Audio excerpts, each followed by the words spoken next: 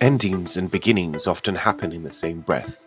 This morning finds us docked in Trieste as our Mediterranean cruise reaches its conclusion, but the adventure continues.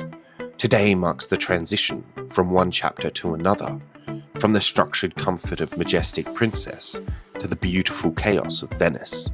In this episode, we'll witness a perfect Italian sunrise over Trieste harbour, savor one final breakfast aboard our floating home for the past 10 days, navigate the Italian railways along the stunning coastline, and arrive at a city that exists as much in imagination as in reality. The cruise portion of our Mediterranean Odyssey may be ending, but Venice awaits. A city where streets are made of water, where getting lost isn't a mistake but it's the whole point, where every corner turned reveals another Insta-worthy scene.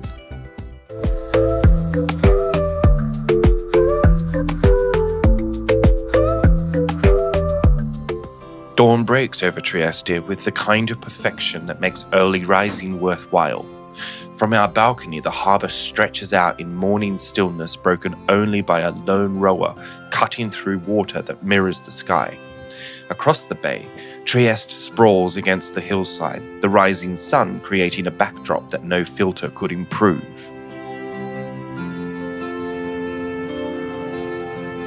One last walk along the seawalk, a farewell tour of Majestic Princess. After 10 days, the ship's geography has become second nature. The routes between sweet and favourite spots, worn familiar in memory, if not in actual footsteps. The buffet beckons for a final breakfast. We load our plates with abandon because the calories don't count on the last day. It's a rule as old as cruising itself. Rather than eating in the busy buffet area, we take our bounty to the Wakeview bar, transforming breakfast into a rooftop terrace affair with Trieste spreading out before us. The morning light in port cities carries a particular quality. The water amplifies it, bounces it back onto buildings, creates a luminosity that photographers chase but rarely capture. This moment feels worth savouring, a mental photograph to keep. Trieste itself sits at a crossroads, Italian in nationality but with Austrian, Slovenian and Balkan influences, creating a unique cultural blend. Even from this distance you can sense its distinctive character, neither fully Mediterranean nor Central European, but something uniquely its own.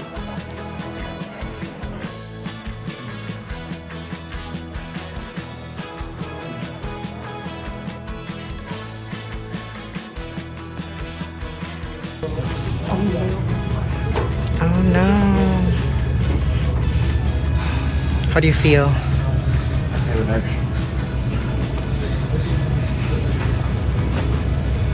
I don't feel emotion.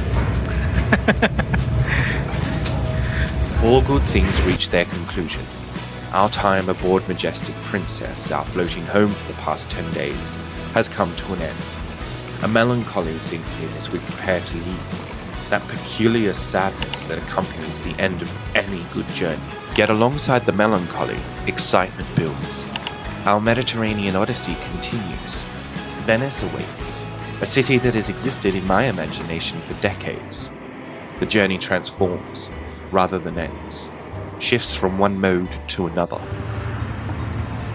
We have just finished an amazing, epic 10-day voyage from Rome all the way through to Trieste in Italy. We covered off ports such as Malta, Sicily, Crete, Kotor, Montenegro. We also went to Dubrovnik and Split, and then we've arrived in Trieste this morning, which is a gorgeous, gorgeous town. We are sad to be getting off. We stayed up at the top there on level 15 somewhere, I'll point it out. Until next time, Majestic, you have been absolutely wonderful. Now, let's go and explore Venice. We make haste for the train station, the next leg of our journey already calling. The decision to bypass Trieste isn't made lightly, but Venice exerts a particular magnetism that's hard to resist. Boarding the train to Venice feels like crossing a threshold, from one distinct chapter of this journey to another. the cruise provided a structured, curated experience of the Mediterranean. What lies ahead promises more serendipity, more personal discovery. The train pulls away from Trieste, the wheels finding their rhythm on the tracks that have connected these cities for generations. The route initially hugs the coastline, offering final glimpses of the Mediterranean that has been our constant companion for the past 10 days. Italian trains range from sleek high-speed marvels to charming regional services that stop at every village. This journey falls somewhere in between, not the fastest route to Venice, but one that allows the landscape to reveal itself gradually, building anticipation for what awaits.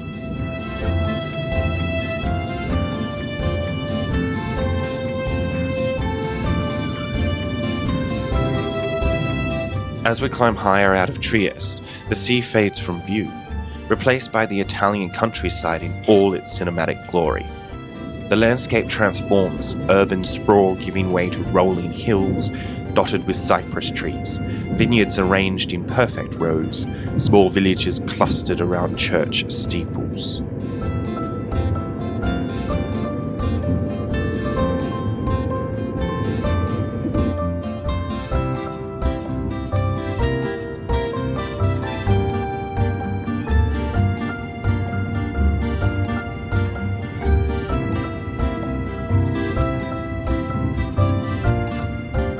Wineries appear with frequency, a reminder that this region produces some of Italy's most distinctive wines. The train window frames these scenes like moving postcards, each one a perfect composition that only lasts moments before being replaced by the next.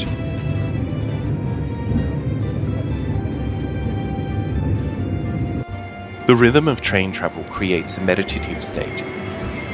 The steady motion, the changing landscape, the enforced pause between departure and arrival, it provides time to mentally prepare for Venice.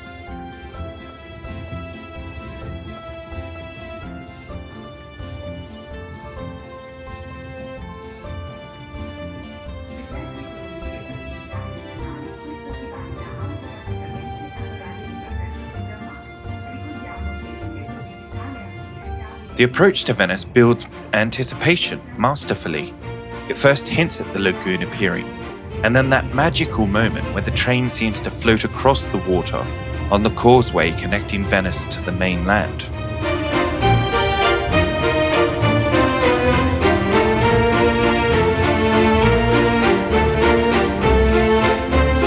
My mind struggles to process that this place I've thought about for years, seen in countless films and photographs, is about to become a tangible reality rather than an abstract concept.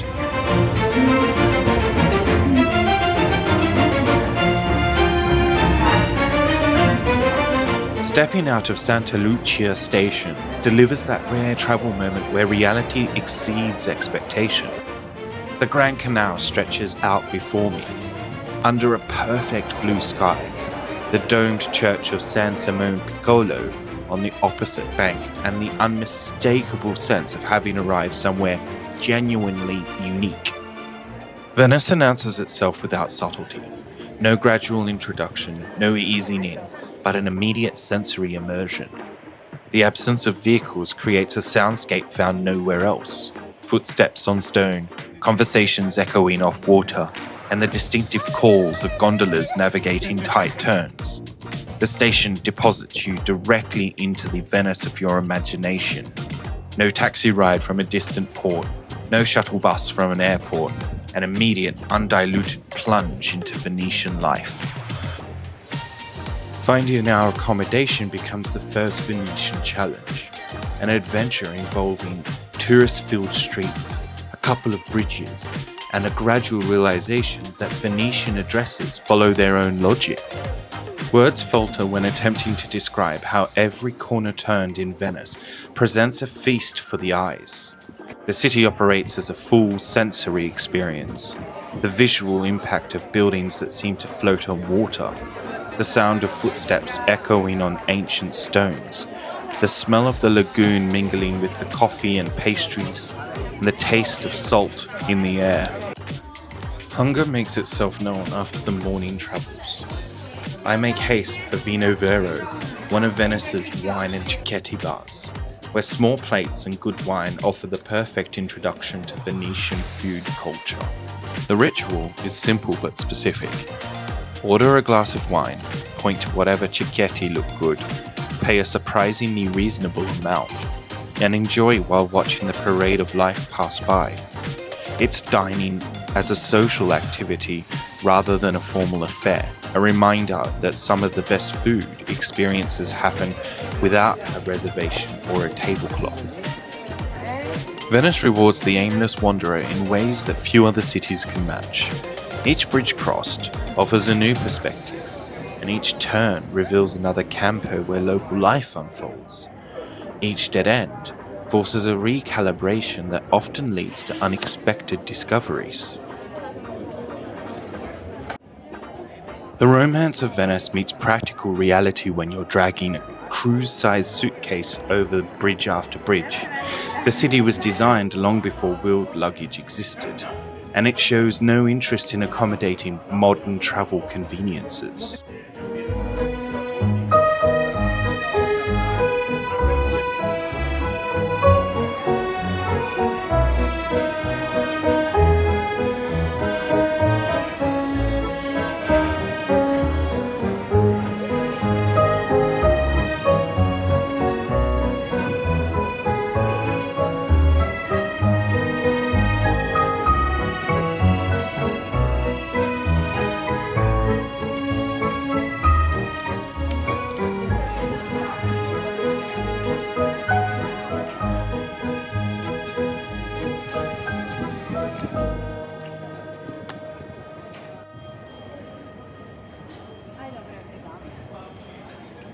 Eventually, all Venetian paths seem to lead to St. Mark's Square, the drawing room of Europe as Napoleon allegedly called it. The Byzantine splendor of the basilica, the Renaissance perfection of the Campanile, and the elegant arcades all can be appreciated despite the inevitable crowds.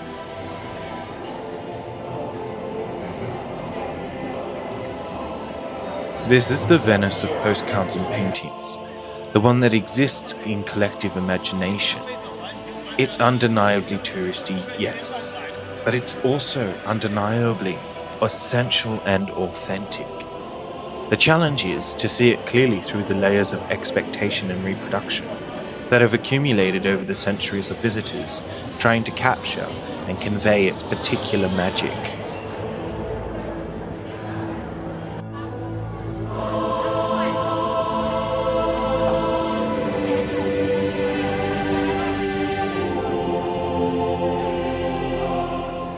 What makes St. Mark's special isn't the individual buildings, impressive as they are, but the composition they create together, a masterpiece of urban design that demonstrates how public space can elevate the human experience when conceived with intention and executed with skill.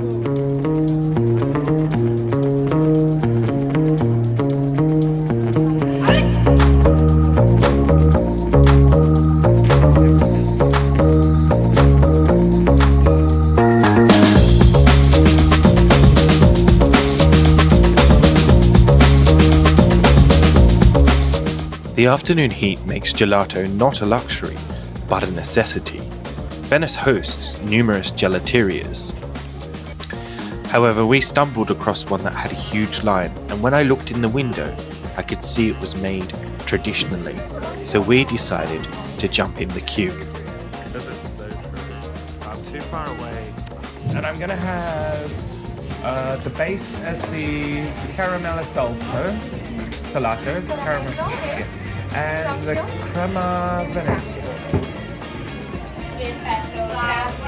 Good gelato in Italy follows certain rules: seasonal ingredients, natural colors, and a texture that's dense rather than airy.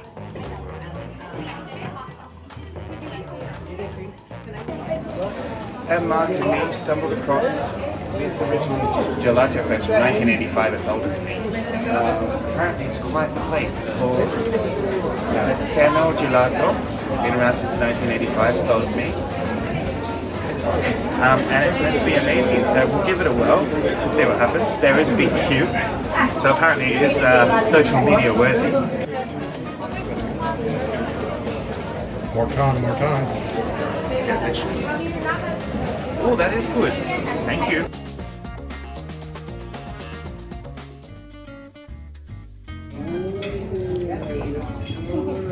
Day one of Majestic Princess. Reality still hasn't hit. I'm expecting that this will just be charged to the room. But we've done a bit of exploring around Venice this afternoon, and we have our hotelier recommended. It's called Why and Not Bistro here in Venice. I'll leave a link to the location below. I've come and I've had their special, which is baby octopus pasta, and a really nice glass of wine. We're settling into Venetian life.